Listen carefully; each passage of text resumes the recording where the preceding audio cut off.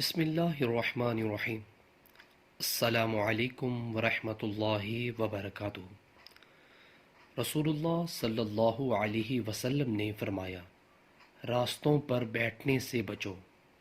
تو صحابہ اکرام رضی اللہ تعالیٰ عنہم نے کہا کہ ہم اپنی ضروری باتیں کرتے ہیں اور ضرور بیٹھنا چاہتے ہیں۔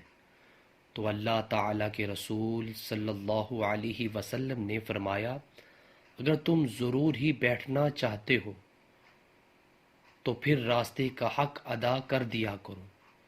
تو صحابہ اکرام رضی اللہ تعالی عنہم نے کہا کہ اس کا حق کیا ہے؟ تو فرمایا، راستے کا حق نظر کا جھکانا، تکلیف دینے سے رک جانا، سلام کا جواب دینا، نیکی کا حکم کرنا اور برائی سے منع کرنا۔